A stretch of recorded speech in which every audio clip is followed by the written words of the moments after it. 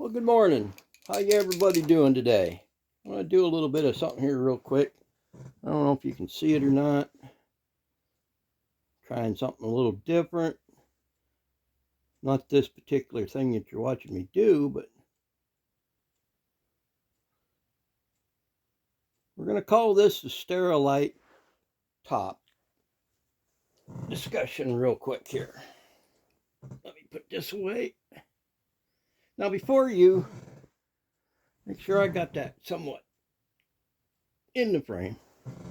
Now before you, you see a Ruger Old Army. And the reason I have the Ruger Old Army out is what I'm about to discuss is irrelevant to the Colt v. Remington issue. And that is addressing the issue of power or lack thereof between a cap and ball revolver and self-contained cartridge. And it's a direct video response to Snapper's Antique Firearms and 11 Bang Bangs 6 miss of the cap and ball revolvers. Now, one of these issues I'm not dealing with on purpose because, quite frankly, I don't really see it as a myth. I see it more as a modern day faux-pas that's gotten into the point where we're discussing whether what's better, 270 or 30-06. It's one of those things nobody's ever going to change their mind on, so we're going to talk specifically on what I just said. And now I'm going to tell you that they did a pretty good job in that video.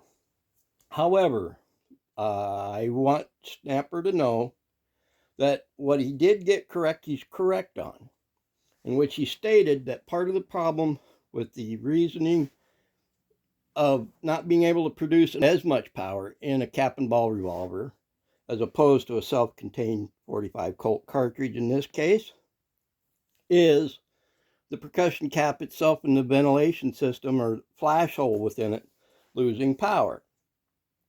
And in that, he is absolutely correct. However, that's not all the formula. When you're talking revolvers, you lose power.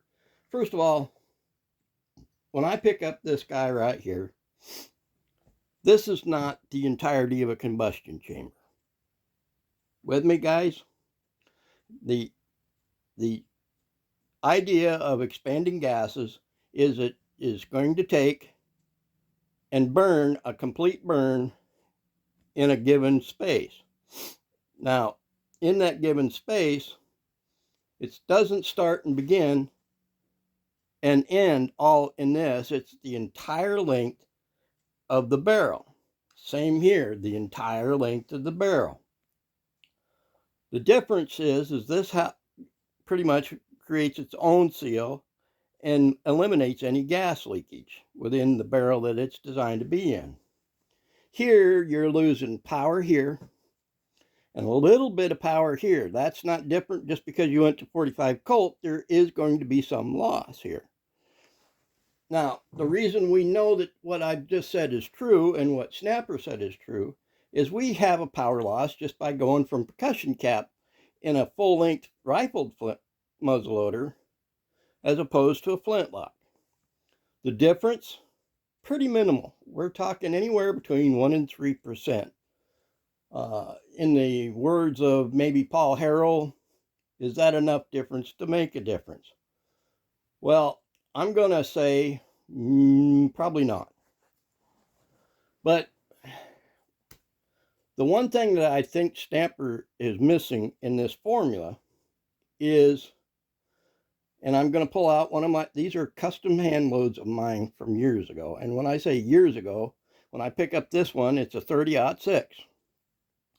And again, I'm hoping I'm getting this in focus in any way, shape, or form. This is a 30-06. And when I say one of my old hand loads, this is a 150 grain Barnes X. Barnes hasn't called their bullets X in a long time. As a matter of fact, this is before they ever put relief grooves in these. This bullet leaves a 20 5.5-inch barrel at 3,211 feet per second. Another number that doesn't mean a whole lot at this point.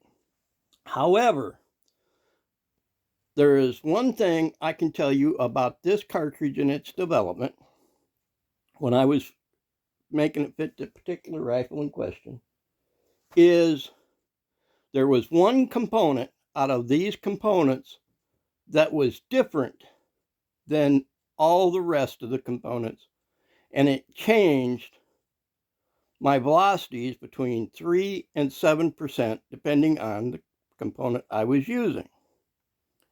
Now, the bullets at this point, the bullet's the same, the case is the same, the length that I'm sending it out to compared to the end of the throat is the same, and the powder charge is the same. So that leaves only one thing left, and that is the primer. In this case, I tried 4 different primers before I settled on this primer.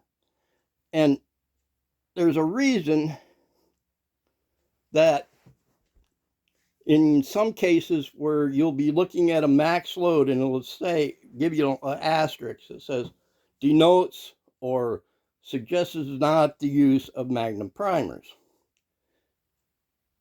Different primers burn at different rates and creates a different outcome in the overall formula of a bullet.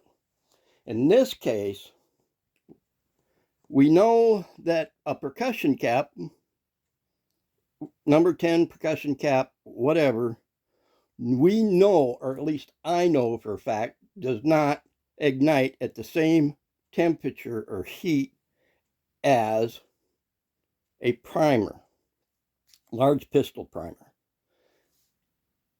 How much difference that makes in the overall formula, I would argue runs between 8 and 12%.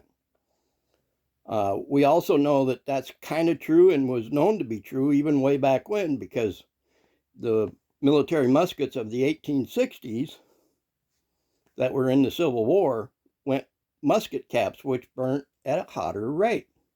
The hotter the rate that burns, the more and quickly and more efficiently it lights up that powder to get things going in that given combustion chamber. Again, we already know that it's expanding gases that makes this head out the bullet, and it takes the path of least resistance. That's how this works.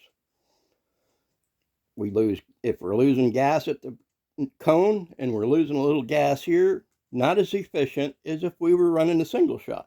But nonetheless, the formula to this is still the same. And I would add, let's say we know that we can get 950 feet to 1,000 feet per second out of a percussion cap and ball revolver and a round ball.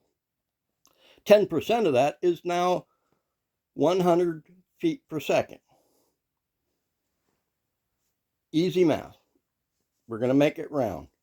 You add 10% better ignition in this for the same amount of powder, you're going to get a much better result. It's just that simple. So it's more than just the fact that it's cap and ball and gas leaks. It has to do with the ignition source to begin with to get the whole formula going. And that's true no matter what you're shooting. It doesn't matter if it's black powder, doesn't matter if it's a equivalent, or it doesn't matter if it's a modern powder. The temperature and ignition is part of that formula. And I would say if you're talking 1,000 feet per second compared to 1,100 to 1,150 feet per second, that's enough difference to make a difference. So I hope I made that clear. Internal ballistics is a combination of all the factors, including your ignition. So hopefully I've made that clear. So if you came here wearing your feelings on your sleeves, looking to get your butt hurt, you probably came to the right place.